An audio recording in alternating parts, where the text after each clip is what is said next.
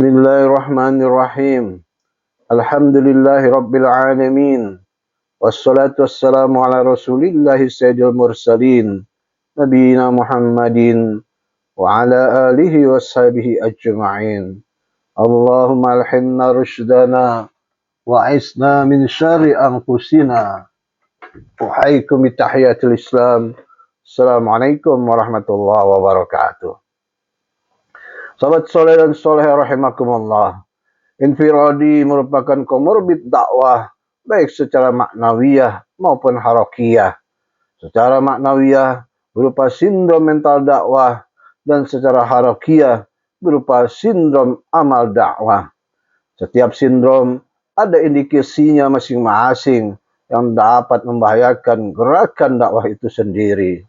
Sindrom maknawiyah dakwah melahirkan indikasi berupa mental dakwah yang infialiyah atau emosional, wijahiyah atau kultus individu, iktizaziyah yakni merasa super, dan intiqasiyah yakni meremehkan.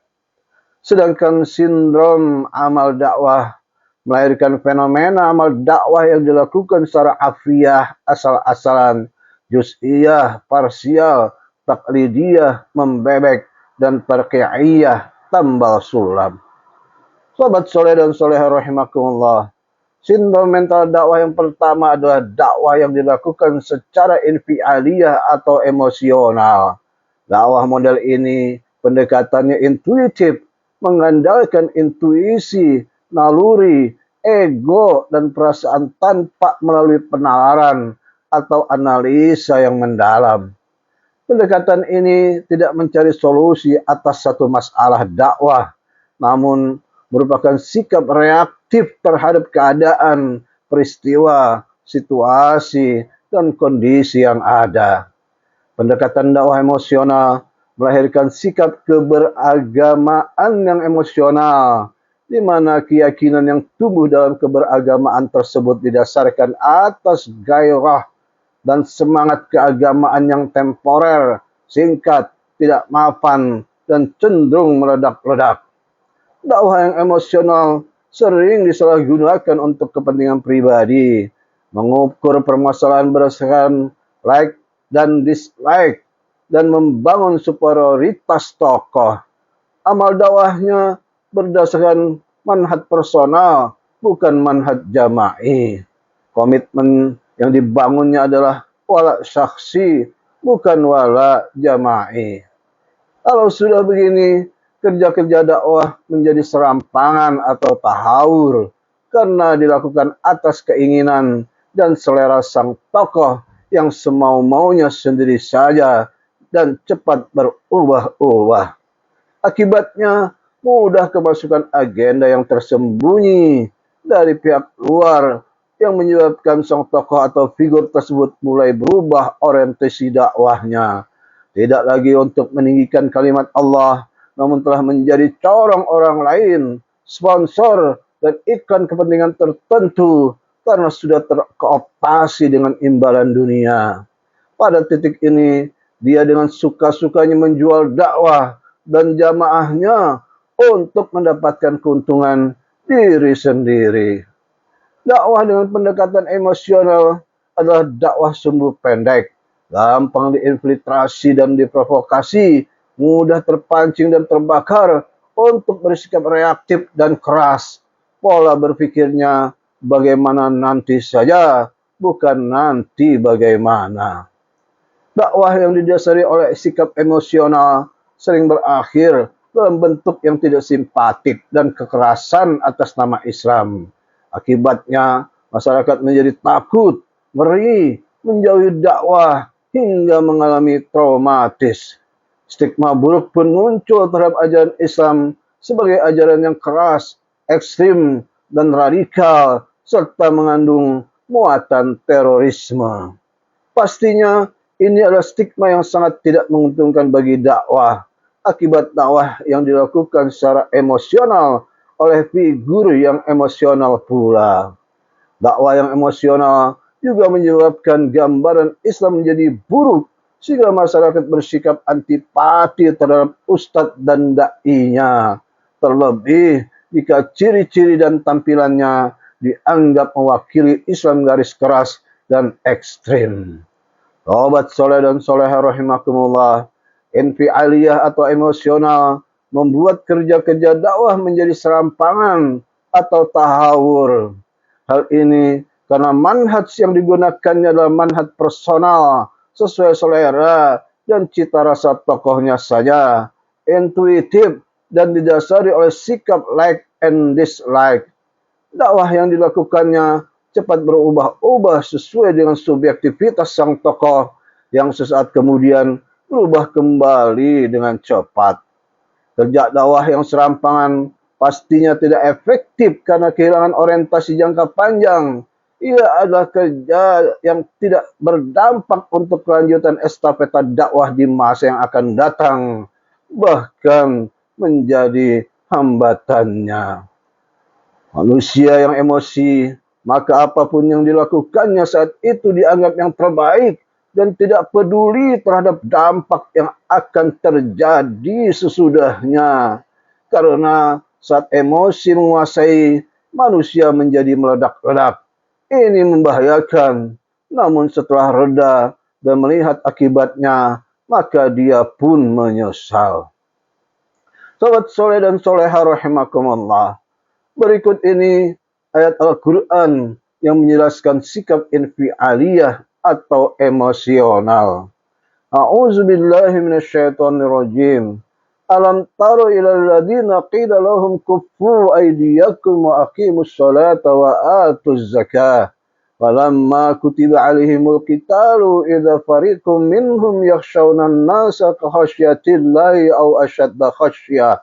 وقالوا ربنا لما كتبت علينا القتال لولا أخرتنا إلى أجل قريب قل متاع الدنيا قليل والآخرة خير لمن اتقى ولا تظلمون فتيلا. Tidakkah engkau memperhatikan orang-orang yang dikatakan kepada mereka, tahanlah tanganmu dari berperang, tegakkanlah sholat, dan tunaikanlah zakat. Ketika mereka diwajibkan berperang, tiba-tiba segolongan mereka, yakni kaum munafik, takut kepada manusia atau musuh, seperti ketakutan mereka kepada Allah, bahkan lebih takut daripada itu. Mereka berkata, wahai Rabb kami, mengapa engkau wajibkan berperang kepada kami? Mengapa tidak engkau tangguhkan kewajiban perang kepada kami beberapa waktu lagi? Katakanlah, kesenangan di dunia ini hanyalah sedikit, sedangkan akhirat itu lebih baik bagi orang yang bertakwa, dan kamu tidak akan dizalimi sedikit pun. Al-Quran Surat An-Nisa ayat 77. Sahabat soleh dan soleha rahimakumullah, Ibnu Katsir menjelaskan bahwa di masa permulaan Islam, ketika orang-orang mukmin masih berada di Mekah, mereka diperintahkan untuk mengerjakan salat dan menunaikan zakat, sekalipun masih belum ada ketentuan hisabnya. Mereka diperintahkan untuk membantu orang-orang yang miskin dari kalangan mereka sendiri. Diperintahkan pula bersikap pemaaf, mengampuni perbuatan orang-orang musyrik, dan bersabar sampai datang perintah dari Allah. Namun, mereka sangat merindukan adanya perintah dari Allah yang memerintahkan agar mereka berperang melawan musuh-musuh mereka untuk membalas sakit hati terhadap orang-orang musyrik yang selalu mengganggu mereka. Saat itu, perintah berperang masih belum sesuai karena banyak sebab. Antara lain, ialah kaum muslimin masih minoritas bila dibandingkan dengan musuh mereka. Penyebab lainnya ialah karena keberadaan kaum muslimin saat itu ada di negeri mereka sendiri, yaitu di tanah suci Makkah, yang merupakan bagian dari bumi Allah yang paling suci. Karena itulah, maka jihad baru diperintahkan hanya di Madinah, yaitu saat kaum mukminin telah mempunyai negerinya sendiri, pertahanan, dan para penolongnya. Akan tetapi, setelah mereka diperintahkan berperang seperti yang mereka dambakan sebelumnya, ternyata sebagian dari mereka ada yang mengeluh dan menjadi takut menghadapi manusia dengan takut yang sangat. Hal ini disebutkan oleh Allah Subhanahu wa taala, A'udzu billahi minasyaitonir rajim. Wa qalu rabbana lima katabta 'alainal qitala laula akhartana ila ajalin qarib. Mereka berkata, ya Rabb kami, mengapa engkau wajibkan berperang kepada kami? Mengapa tidak engkau tangguhkan kewajiban perang kepada kami sampai ke beberapa waktu lagi? Surat An-Nisa ayat 77. Yakni, mengapa engkau tidak tangguhkan kewajiban berperang itu sampai beberapa waktu yang lain? Karena sesungguhnya perang itu berakibat teralirkannya darah, anak-anak menjadi yatim, dan istri-istri menjadi janda. Sahabat soleh dan soleha rahimakumullah, dari keterangan ini kita semakin memahami bahwa bersikap infialiyah atau emosional dalam dakwah itu tidak menguntungkan dakwah, bahkan dapat menghancurkannya. Kita tidak dapat membayangkan jikalau terjadi perang di mana kaum muslimin masih lemah dan sedikit saat mereka berada di kota Mekah, tentulah Islam dan perjuangan selesai saat itu juga. Namun manhaj Rabbani membimbing dakwah ini hingga selamat dari sikap yang emosional, dan akhirnya Islam sampai kepada kita hari ini di sini. Sobat soleh dan soleh rahimakumullah, kita cukupkan dahulu, semoga manfaat.